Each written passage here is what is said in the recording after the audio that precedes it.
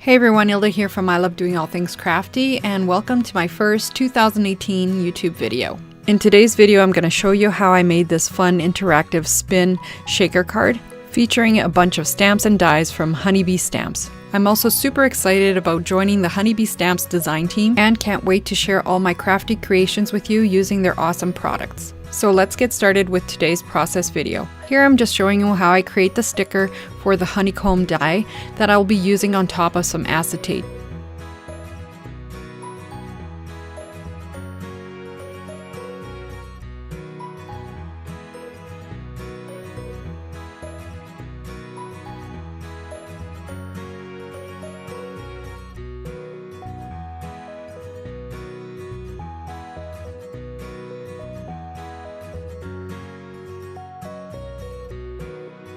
When I work with acetate, I like to leave the protective sheet on the back of the acetate. This way I don't get any fingerprints or smudges on the plastic.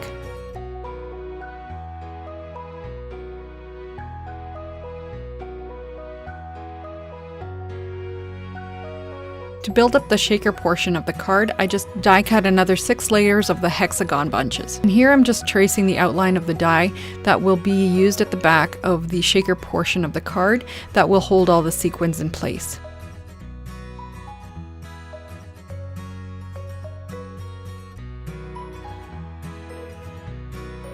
To glue my layers together, I'm using a Zig 2-way glue pen and basically painting it on and gluing 2 layers at a time.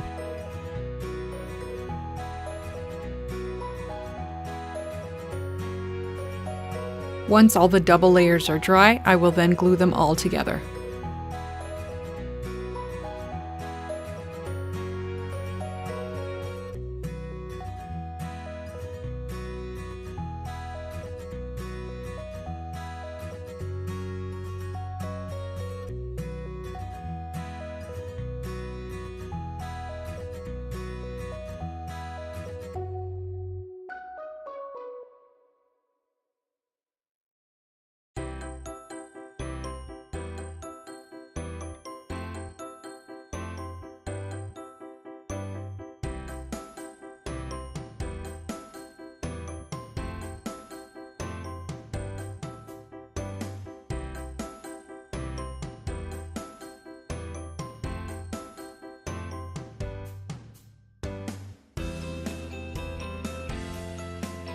Since I'm going to be coloring with some Zig Clean Color Real Brush pens, I'm using some Strathmore Bristol paper and I'm stamping out my images with some VersaFine Black Onyx ink.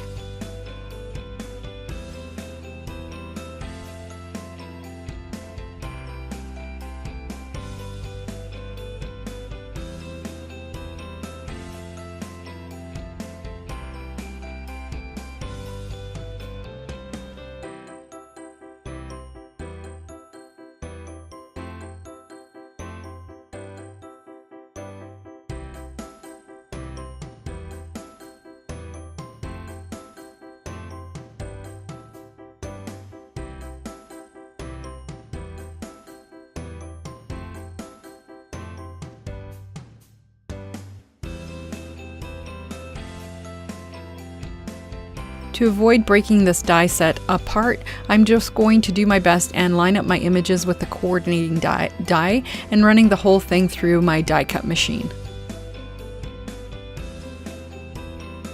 To create the spinner portion of the card, I'm just using the scrap piece of acetate and I'm just making sure it's long enough to spin around the shaker portion. And here I'm just finding the center of the acetate and making a little mark, and I'm just going to create a hole using a hole punch. Initially, I had planned on using a brad to create the spinner part, as you can see in the top right hand corner, but I found that it made the card way too bulky, so I ended up using a spin disc instead. So as you saw, I just punched out a hole in my front panel, and that will mark the spot where I build my spin mechanism from. Before I start gluing anything to the front panel, I'm going to stamp out my sentiment.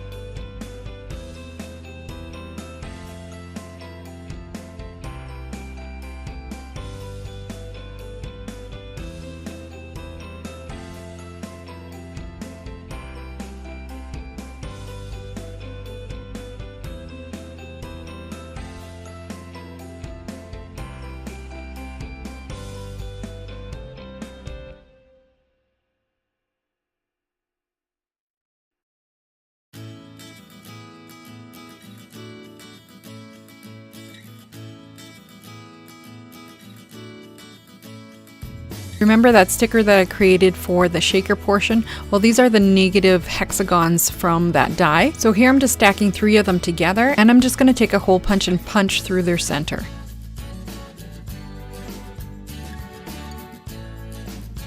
And then I'm just going to use this and align the holes together on the front panel. So all this will do is lift that acetate piece from sitting flat on that panel and make it so that it is a smoother spin. The hole punch I used was a little narrower than the spin disc, so I just used my Silhouette pick-me-up tool to widen the hole and allow for that spin disc to sit nicely in the hexagon. And because I use the same hole punch on the acetate, I'm also going to have to widen the center hole of the acetate.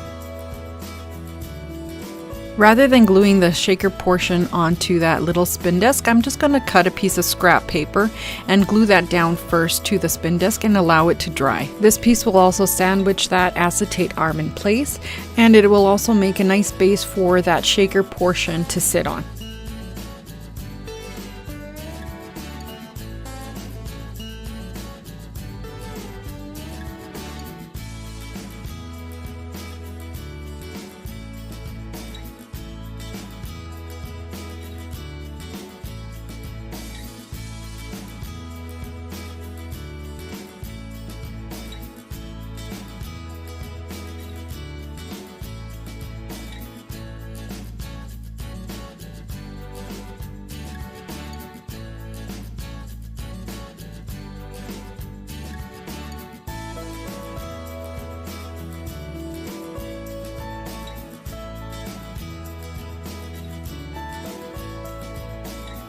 To finish off the inside of my card, I'm just using this Missing You stamp from the Blah Humbug stamp set, and I think it'll just coordinate well with this Happy Together friendship card.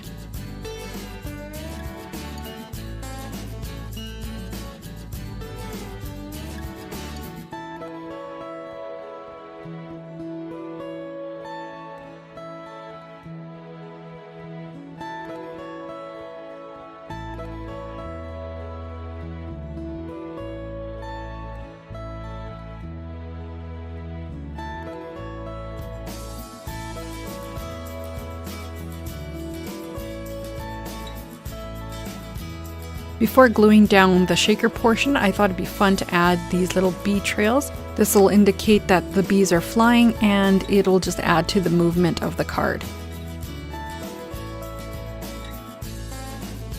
So that's pretty much it for this process video. But before you go, I want to show you how to put something like this through the mail so it won't get damaged.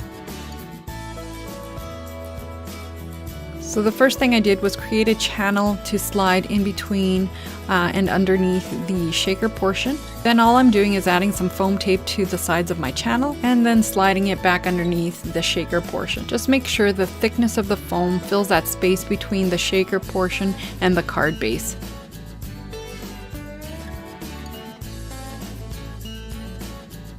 Here's a look at this card in motion, and just look at this beautiful shaker center. It makes me think of honey inside the honeycomb. Thank you all for stopping by, and I hope this honeybee flyby shaker spinner card, whatever you want to call it, has inspired you today to add some movement and creativity to your cards. If you're curious about any of the supplies I used in today's video, check out the links below in the video description, and there you'll also find the link to my blog post.